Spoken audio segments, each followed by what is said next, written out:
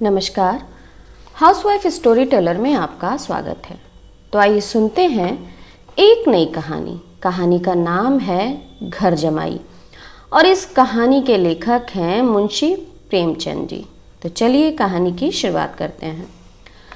हरिधन जेठ की दोपहरी में ऊख में पानी देकर आया और बाहर बैठा रहा। घर में से धुआं उठता नजर आता था। छन छन की आवाज भी आ रही थी।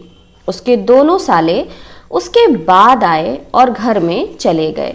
दोनों सालों के लड़के भी आए और उसी तरह अंदर दाखिल हो गए, पर हरिधन अंदर न जा सका।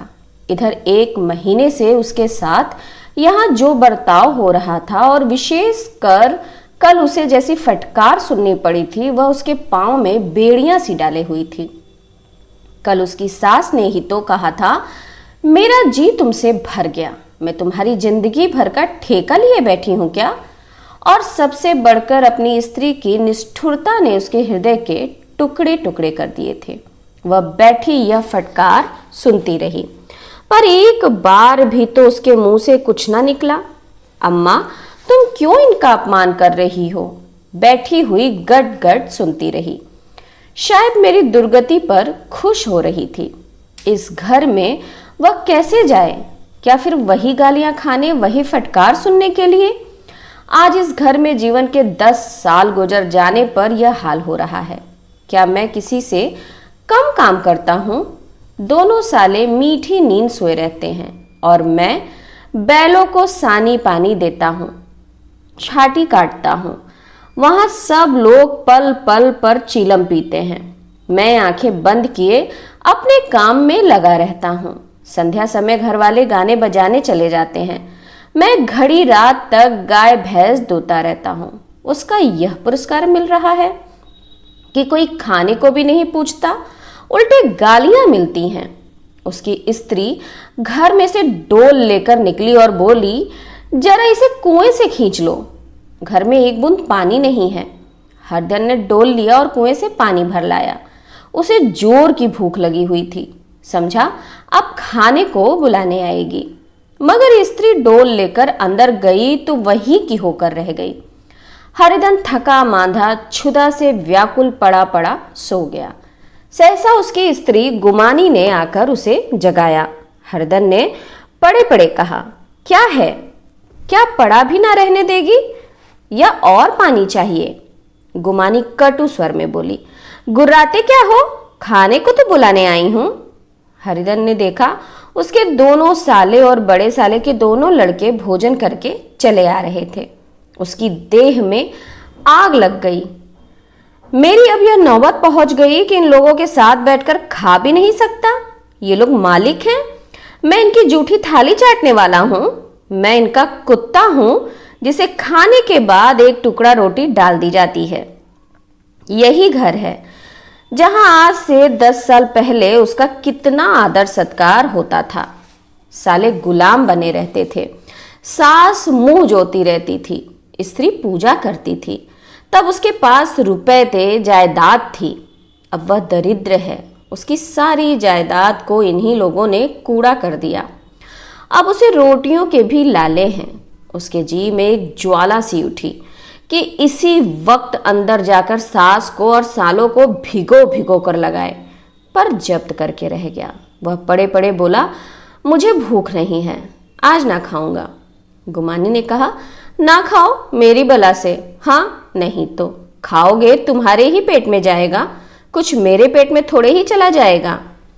हरिधन का क्रोध आंसू बन गया। यह मेरी स्त्री है जिसके लिए मैंने अपना सर्वस्व मिट्टी में मिला दिया। मुझे उल्लू बनाकर यह सब अब निकाल देना चाहते हैं। वह अब कहाँ जाए, क्या करे?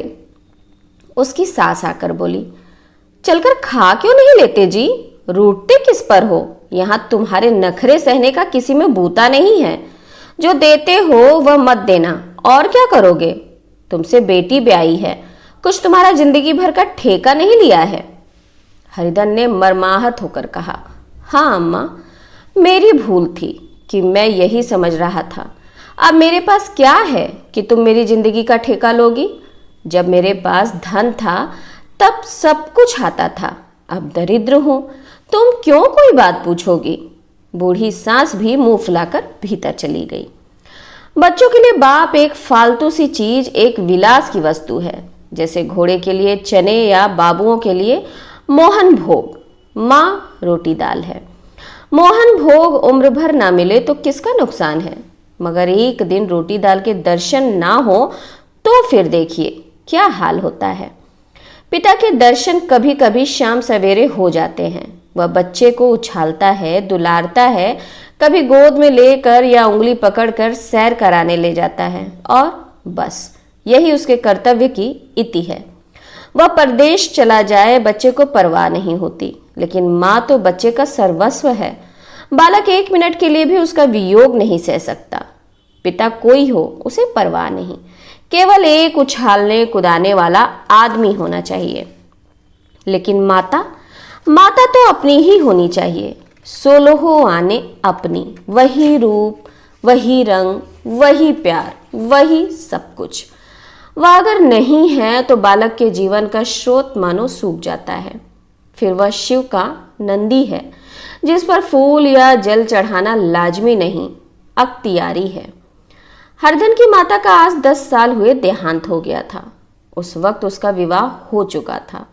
वह 16 साल का कुमार था, पर माँ के मरते ही उसे मालूम हुआ मैं कितना निसहाय हूँ, जैसे उस पर कोई अधिकार ही नहीं रहा हो। बहनों के विवाह हो चुके थे, भाई कोई दूसरा ना था। बेचारा अकेले घर में जाते भी डरता था। माँ के लिए रोता था, पर माँ की परछाई से डरता था। जिस कोठरी में उसने देह त्याग किया था, उधर वह आंखें तक ना उठाता। घर में एक बुआ थी, वह हरिधन का बहुत दुलार करती। हरिधन को अब दूध ज्यादा मिलता, काम भी कम करना पड़ता। बुआ बार बार पूछती, बेटा कुछ खाओगे?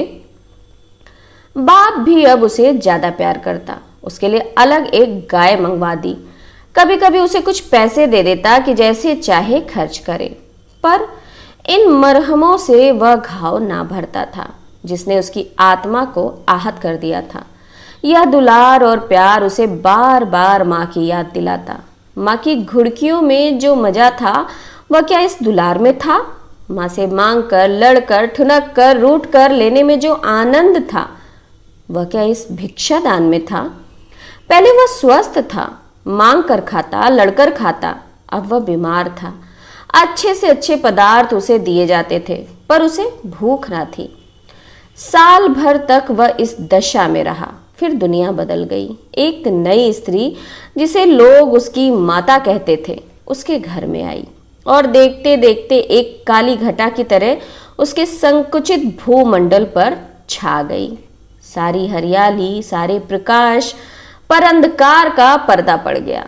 हरधन ने इस नकली माँ से बात तक ना की, कभी उसके पास गया तक नहीं। एक दिन घर से निकला और ससुराल चला गया। बाप ने बार बार बुलाया, पर उनके जीते जी वह फिर उस घर में ना गया। जिस दिन उसके पिता के देहांत की सूचना मिली, उसे एक प्रकार का ईर्ष्यामय हर्ष हुआ। उसकी आंखों से आंसू की एक बूंद भी ना आई। इस नए संसार में आकर हरिधन को एक बार फिर मातृ स्नेह का आनंद मिला। उसकी सास ने ऋषि वरदान की भांति उसके शून्य जीवन को विभूतियों से परिपूर्ण कर दिया। मरुभूमि में हरियाली उत्पन्न हो गई। सालियों की चुहल में, सास के स्नेह में, सालों के वाक विलास में और स्त्री के प्रेम में उसके जीवन की सारी आकांक्षाएं पूरी हो गईं। सास कहती, बेटा तुम इस घर को अपना ही समझो, तुम ही मेरी आंखों के तारे हो। वह उससे अपने लड़कों की, बहुओं की शिकायत करती। वह दिल में समझता था, सासू जी मुझे अपने बेटों से भी ज्यादा चाहती हैं। बाप के मरते ही वह घर गया और अपने हिस्से की जायदाद को कूड़ा करके रुपयों की थैली लिए हुए आ गया। अब उसका दूना आदर सत्कार होने लगा। उसने अपनी सारी संपत्ति सास के चरणों पर अर्पण करके अपने जीवन को सार्थक कर दिया। अब तक उसे कभी कभी घर की याद आ जाती थी, पर अब भूल कर भी उसकी याद ना आती, मानो वह उसके जीवन का कोई भीषण कांड था जिसे भूल जाना ही उसके लिए अच्छा था। हरिधन सबसे पहले उठता, सबसे ज्यादा काम करता, उसका मनोयोग, उसका परिश्रम देखकर गांव के लोग दांतों तले उंगली दबाते थे। उसके ससुर का भाग बखानते, जिसे ऐसा दामाद मिल गया। लेकिन ज्यों ज्यों दिन गुजरते गए उसका मान सम्मान घटता गया। पहले देवता, फिर घर का आदमी, अंत में घर का दास हो गया। रोटियों में भी बाधा पड़ गई, अपमान होने लगा। अगर घर के लोग भूखा मरते और साथ ही उसे भी मरना पड़ता तो उसे जरा भी शिकायत ना होती। लेकिन जब देखता और लोग मूंछों पर ताव दे रहे हैं, केवल मैं ही दूध की मक्खी बना दिया गया हूं, तो उसके अंतःस्थल से एक लंबी ठंडी आह निकल आती। अभी उसकी उम्र 25 ही साल की थी। इतनी उम्र में इस घर में कैसे गुजरेगी? और तो और उसकी स्त्री ने भी आंखें फेर लीं। यह उस विपत्ति का सबसे क्रूर दृश्य था। हरिधन तो उधर भूखा प्यासा चिंता दाह में जल रहा था। इधर घर में सास और दोनों सालों में बातें हो रही थीं। गुमानी भी उनकी हाँ में हाँ मिलाती जाती थी। बड़े साले ने कहा, हम लोगों की बराबरी करते हैं। यह नहीं समझते कि किसी ने उनकी जिंदगी भर का बीड़ा थोड़े ही लिया है। 10 साल हो गए। इतने दिनों में क्या 2-3 हजार ना हड़प लिए होंगे इन्होंने?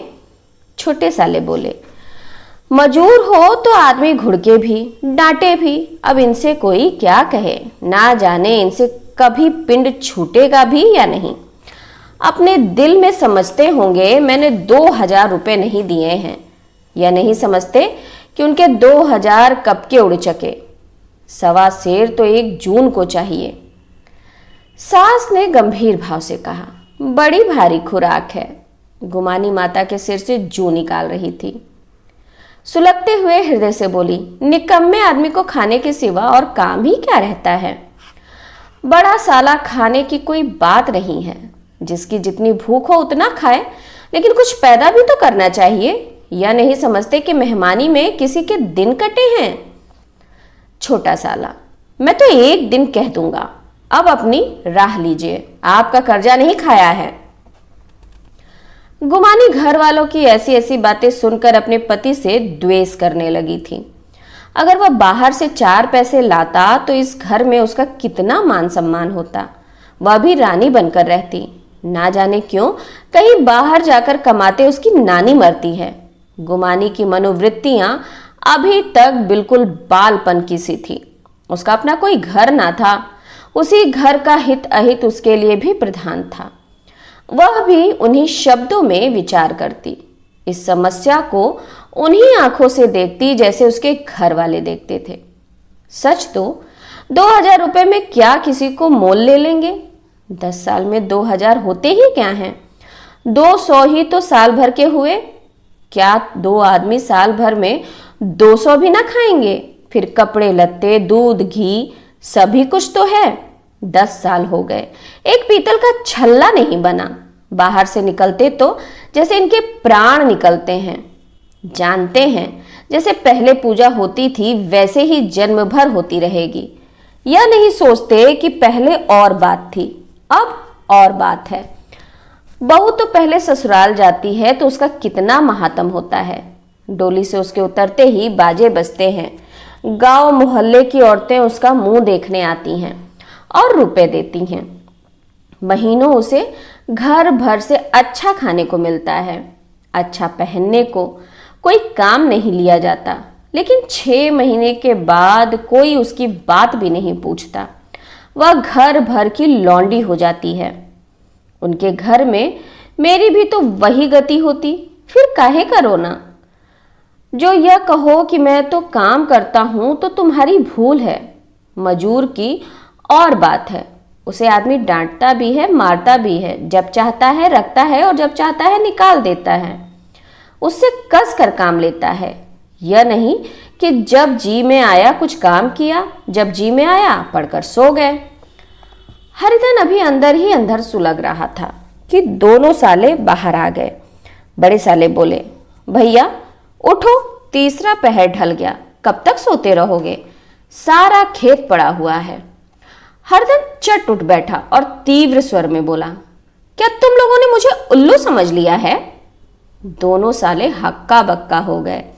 जिस आदमी ने कभी जबान नहीं खोली, हमेशा गुलामों की तरह हाथ बांधकर हाजिर रहा, वह आज एकाएक इतना आत्म अभिमानी हो जाए, यह उनको चौंका देने के लिए काफी था। कुछ जवाब ना सूझा। हरिधन ने देखा इन दोनों के कदम उखड़ गए हैं, तो एक धक्का और देने की प्रबल इच्छा को ना रोक सका। उसी ढंग से बोला, मेरी भी आंखें हैं, अंधा नहीं हूं, ना ही बहरा हूं। छाती फाड़ कर काम करूं और उस पर भी कुत्ता समझा जाऊं, ऐसे गधे और कहीं होंगे। अब बड़े साले भी गर्म पड़े। तुम्हें किसी ने यहां बांध तो नहीं रखा है? अब की बार हरदन लाजवाब हुआ। कोई बात ना सूझी। बड़े साले ने फिर उसी ढंग से कहा, अगर तुम यह चाहो कि जन्म भर मेहमान बनकर रहो और तुम्हारा वैसा ही आदर सत्कार होता रहे, तो यह हमारे वश की बात नहीं है। हरिधन ने आंखें निकालकर गरजते हुए कहा, क्या मैं तुम लोगों से कम काम करता हूं? बड़े, यह कौन कहता है? हरिधन, तो तुम्हारे घर की नीति है कि जो सबसे ज्यादा काम करे वही भूखा मारा जाए। बड़ा साला, तुम खुद खाने नहीं गए, क्या कोई तुम्हारे मुंह में कौर डाल देता? हरिधन ने होंठ चबाकर कहा, मैं खुद खाने नहीं गया कहते हुए तुम्हें लाज नहीं आती? नहीं, आई थी बहन तुम्हें बुलाने। छोटे साले ने कहा, अम्मा भी तो आई थी, तुमने कह दिया मुझे भूख नहीं, तो क्या करती? सास भीतर से लपकी चली आ रही थी। यह बात सुनकर बोली, कितना कहकर हार गई, कोई उठे ना तो मैं क्या करूं? मैं उठाने तो ना जाऊंगी। हरिधन ने विष, खून और आग से भरे हुए स्वर में कहा, मैं तुम्हारे लड़कों का जूठा खाने के लिए हूं? मैं कुत्ता हूं कि तुम लोग खाकर मेरे सामने रूखी रोटी का टुकड़ा फेंक दो? बुढ़िया ने ऐंठ कर कहा, तो क्या तुम लड़कों की बराबरी करोगे? हरिधन परास्त हो गया। बुढ़िया ने एक ही वाक प्रहार में उसका काम तमाम कर दिया। उसकी तनी हुई भवें ढीली पड़ गईं, आंखों की आग बुझ गई और फड़कते हुए नथुने शांत हो गए। किसी आहत मनुष्य की भांति वह जमीन पर गिर पड़ा। क्या तुम मेरे लड़कों की बराबरी करोगे? यह वाक्य एक लंबे भाले की तरह उसके हृदय में चुभता चला जाता था। ना हृदय का अंत था, ना उस भाले का। सारे घर ने खाना खाया, पर हरिधन ना उठा। सास ने मनाया, सालियों ने मनाया, ससुर ने मनाया, दोनों साले मनाकर थक गए।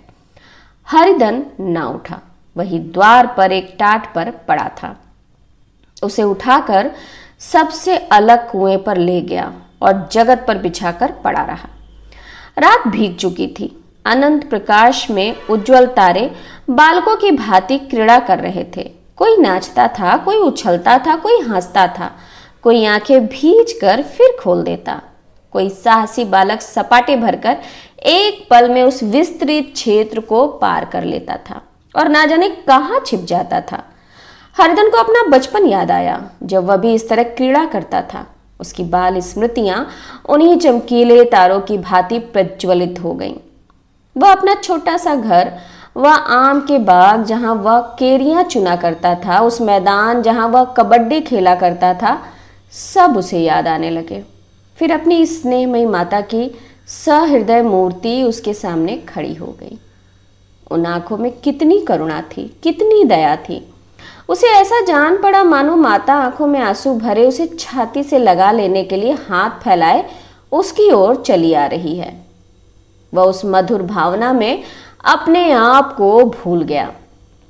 ऐसा जान पड़ा मानो माता ने उसे छाती से लगा लिया है और उसके सिर पर हाथ फेर रही है।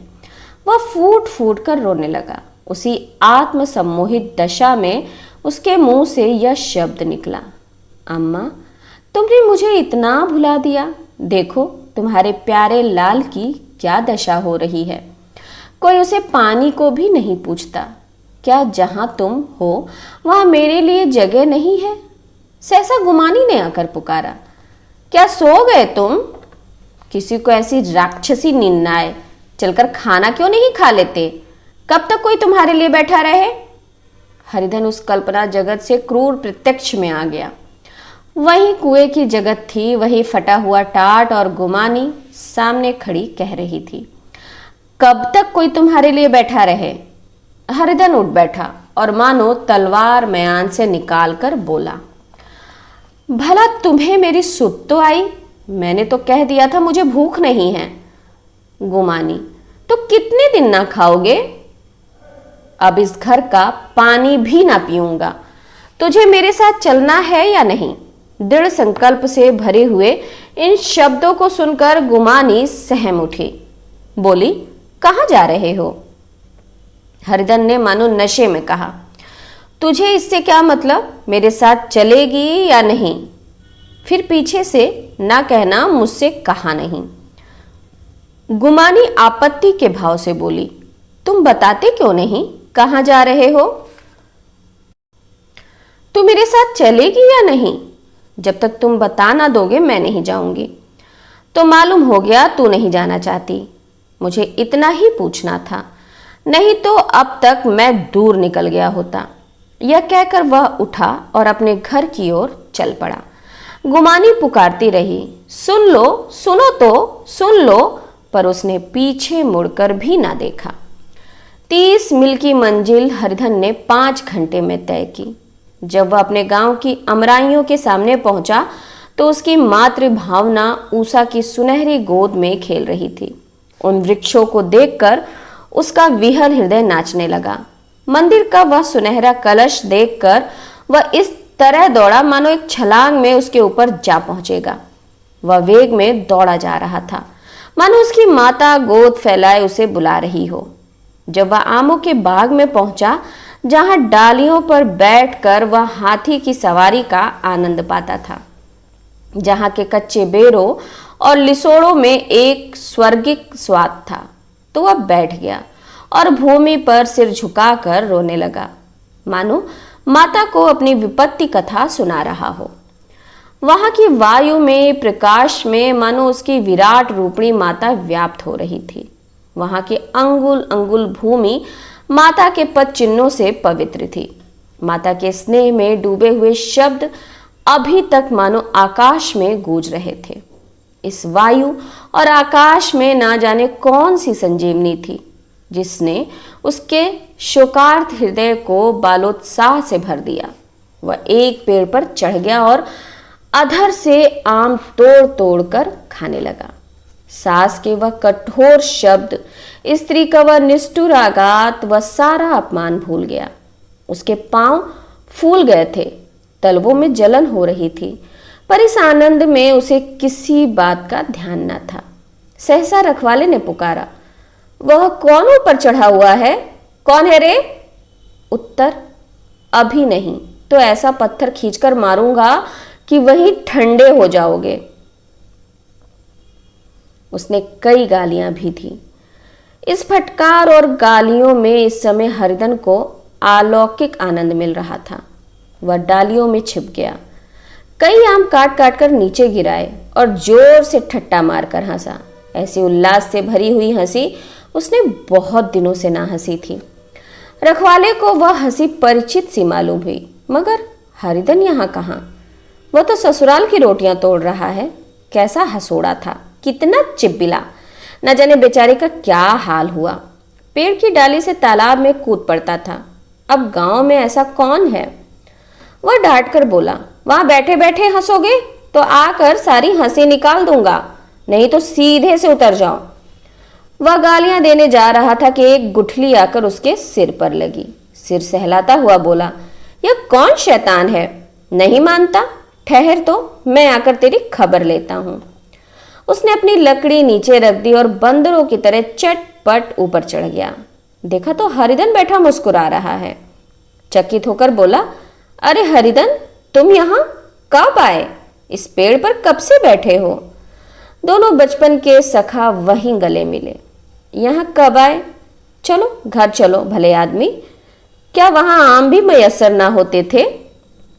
हरिधन ने मुस्कुराकर कहा, मंगरू, इन आमों में जो स्वाद है वह और कहीं के आमों में नहीं है। गांव का क्या रंग ढंग है। मंगरू, सब चैन चान है भैया, तुमने तो जैसे नाता ही तोड़ लिया। इस तरह कोई अपना गांव घर छोड़ देता है? जब से तुम्हारे दादा मरे सारी गृहस्थी चौपट हो गई। 2 छोटे छोटे लड़के हैं, उनके लिए क्या होता है? हरिधन, मुझे अब उस गृहस्थी से क्या वास्ता है भाई। मैं तो अपना ले दे चुका हूँ, मजूरी तो मिलेगी ना। तुम्हारी गैया मैं ही चरा दिया करूँगा, मुझे खाने को दे देना।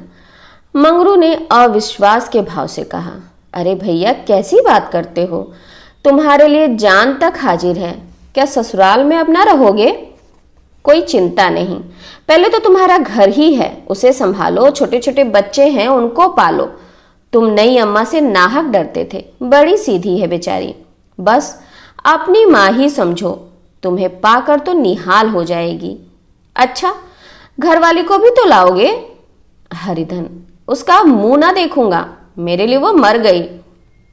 मंगरू, तो दूसरी सगाई हो जाएगी, अब की ऐसी मेहरिया ला दूंगा कि उसके पैर धो धोकर पियोगे, लेकिन कहीं पहली भी आ गई तो? हरिधन, वह ना आएगी। हरिधन अपने घर पहुंचा तो दोनों भाई भैया आ गए कहकर भीतर दौड़े और मां को खबर दी। उस घर में कदम रखते ही हरिधन को ऐसी शांत महिमा का अनुभव हुआ मानो वह अपनी मां की गोद में बैठा हुआ है। इतने दिनों ठोकर खाने से उसका हृदय कोमल हो गया था। जहां पहले अभिमान, आग्रह, हेकड़ी थी, वहां अब निराशा, पराजय और याचना थी।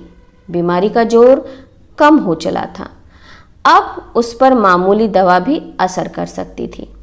किले की दीवारें छिद चुकी थी, अब उसमें घुस जाना असहनीय ना था। वही घर जिससे वह एक दिन विरक्त हो गया था, अब गोद फैलाए उसे आश्रय देने को तैयार था। हरिधन का निरावलंबन मन यह आश्रय पाकर मानो तृप्त हो गया। शाम को विमाता ने कहा, बेटा तुम घर आ गए, हमारे धन भाग, अब इन बच्चों को पालो। माँ का नाता ना सही, बाप का नाता तो है ही। मुझे एक रोटी दे देना, खाकर एक कोने में पड़ी रहूंगी। तुम्हारी अम्मा से मेरा बहन का नाता है, उस नाते से भी तो तुम मेरे लड़के होते हो। हरिधन की मातृ विहील आंखों को विमाता के रूप में अपनी माता के दर्शन हुए। घर के एक एक कोने में मातृ स्मृतियों की छटा चांदनी की भांति छिटकी हुई थी। विमाता का प्रौढ़ मुखमंडल भी उसी छटा से रंजित था। दूसरे दिन हरिधन फिर कंधे पर हल रखकर खेत को चला।